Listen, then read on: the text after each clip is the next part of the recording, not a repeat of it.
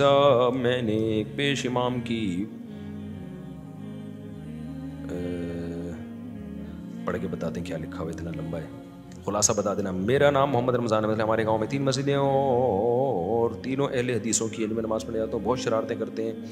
میں ناف کے نیچے ہاتھ باندھتا ہوں، اٹھا کر سینے پر ہاتھ رکھ دیتے ہیں. دیکھو سارے اہل حدیث ایسے شرارتی نہیں ہوتے، ان میں بھی قسمیں ہوتی ہیں. آپ کو کوئی شرارتی اہل حدیث ملے ہیں جو جب آپ یہاں ہاتھ باندھتے تو ہاتھ اٹھا کے یہاں رکھ دیتے ہیں، تو ایسے شرارتیوں کو ایک جواب دیا کریں کہ سینے پر ہاتھ باندھنے کی کوئی بھی صحیح حدیث بولو نہیں ہے. یہ لوگ کہتے ہیں نا وہ صحیح حدیث ہے، وہ صحیح نہیں ہے. ابھی تو ایک سعودیہ کے عرب عالم کا کلپ آیا ہے، بڑا وائرل ہوا ہے. سلفی عالم ہے، رومال ہے، سعودیہ کے، انہوں نے تو اس کو مکروہ قرار دیا ہے کہ سینے پہ ہاتھ باندھنا. تو ہم لوگ جب یہ بات کرتے ہیں تو یہ کہتے ہیں دیوبندی مقلد. اب وہ سعودی عالم کا یہ کلپ وائرل ہوا ہے.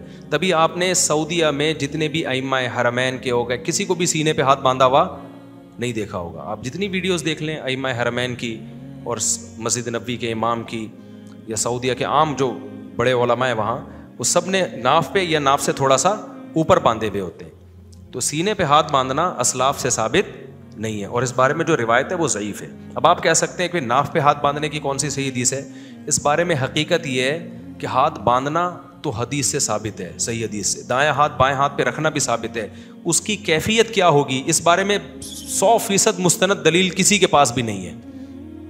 اس لیے فقہاء میں اس میں کیا ہوا ہے اختلاف. اگر بالکل بے غبار روایت ہوتی تو یہ چاروں اماموں میں اختلاف نہ ہوتا.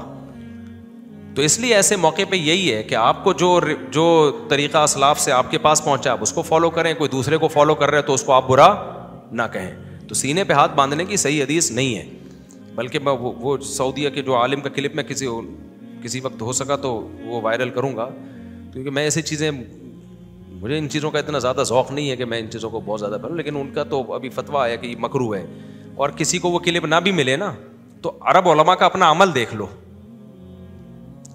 تو لوگ فوراً کہتے ہیں وہ تو رفع الیدین بھی کرتے ہیں، وہ تو یہ بھی کرتے ہیں.